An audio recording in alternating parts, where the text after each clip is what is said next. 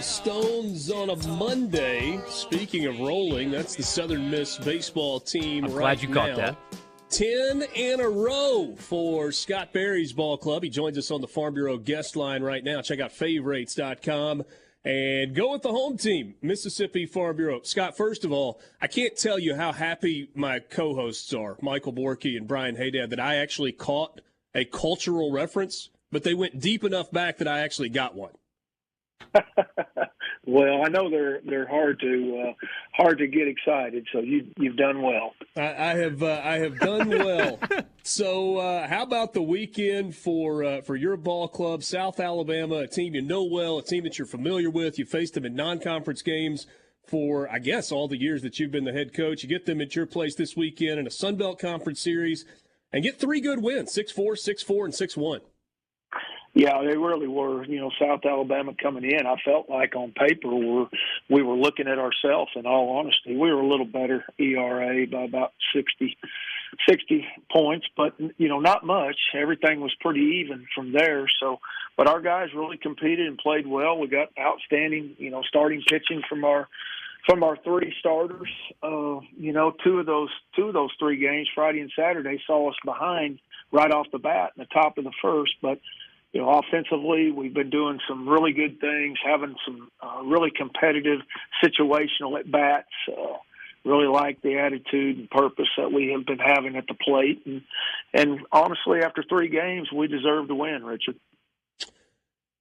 Tanner Hall, you can tell me that this is a really stupid thought, and I won't be offended if you do, but sometimes in sports – having some adversity or kind of getting knocked around a little bit turns out to be a good thing.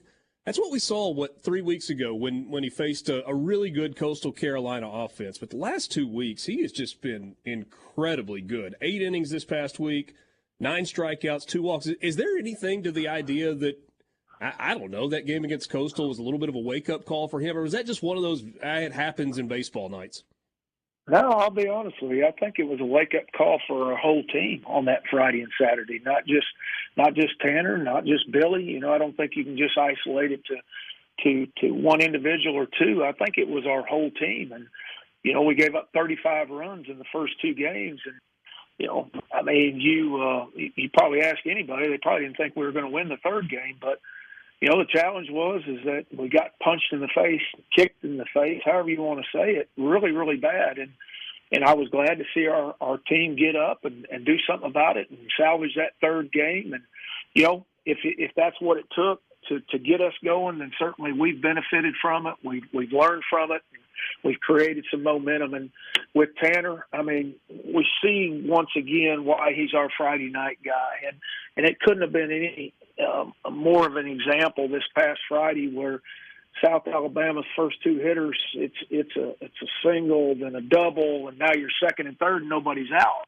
And you're kind of like reminiscent of Coastal Carolina of 3 weeks before. But then all of a sudden he does what Tanner Hall does and what you want your Friday night guy to do. He takes a runner at 2nd and 3rd, nobody out situation, and South Alabama only gets 1 run on a sacrifice fly. And then he does his stuff to minimize that inning to only 1 run and then allow our offense to really get going after that. So, I think we all benefited from getting punched in the face if to tell it truly. So. I think we talked about it last week. Offensively, seems to be a lot more confidence at the plate, better at bats. You've been swinging the bats kind of as a group better. But one of the things that stood out to me, kind of looking at the box scores from this weekend, is you guys just didn't strike out much. 7 times in the first game. I think only 4 in the second game and then 7 yesterday. And maybe 7 is more than you'd like in a game. But, in today's college baseball world, only striking out that many times over the course of the weekend shows pretty good plate discipline, and I would think a pretty good approach. Well, you're exactly right, and it puts pressure on the defense to make plays. It gives you an opportunity to possibly get on base. There's not a whole lot that comes good out of a strikeout if you're on the offensive side. So, having those better at bats, those more competitive, attitude-based with a purpose, And when I say with a purpose, somebody might ask, what do you mean by that? Well, it's not always a base hit is what we're looking for in that situation. It's moving a run over.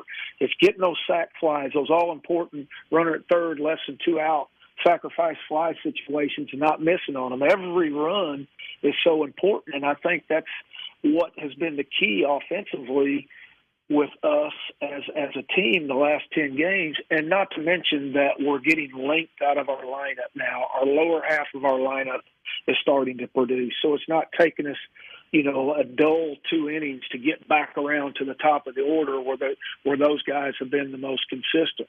Anytime you have a lineup that's 1 through 9 that's tough to pitch to, it makes it so much more difficult on that opposing team to navigate through there, and I think that's been a big key to our success offensively here in this run that we've had.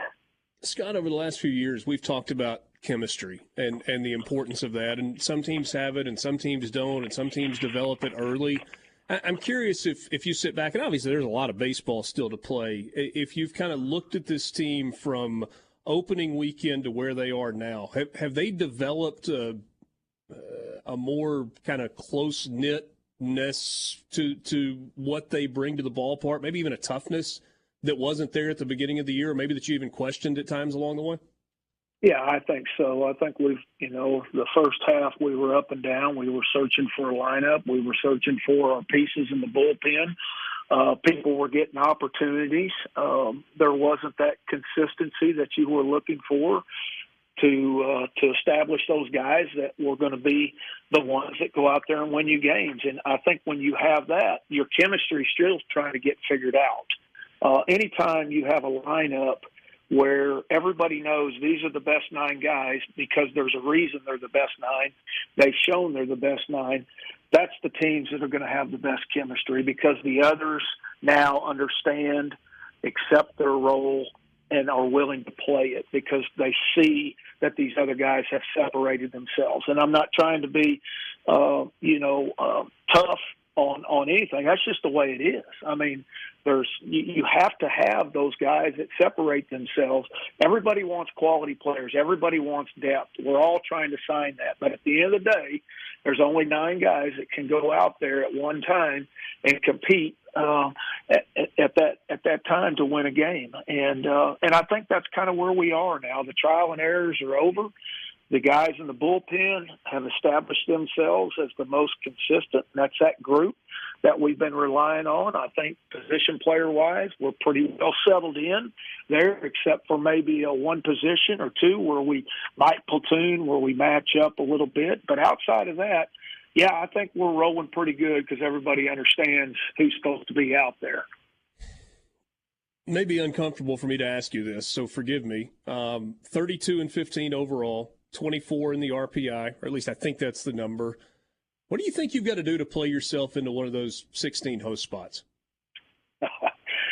Well, you and I. That was a polite chuckle. That was like, I can't believe you just asked me that. Well, no, I honestly don't think about that. I don't look at that. I don't look at RPIs. I don't look at projections. I don't look at any of that because I learned my lesson back in 2015 when I felt like after studying it and trying to control it and it didn't happen. We were the last 5 out. I made a vow then I'm not going there anymore. The only thing I can control or have a part in controlling is the way that our guys show up to play that game that we're supposed to play on that schedule. And I want them thinking the same thing. I don't look, you said the RPI earlier on the Eagle Hour, they said the RPI, and that's the only reason I know the RPI is because, I can't all of a sudden say, Richard, let me know when you're getting ready to say it. I'm going to plug my ears.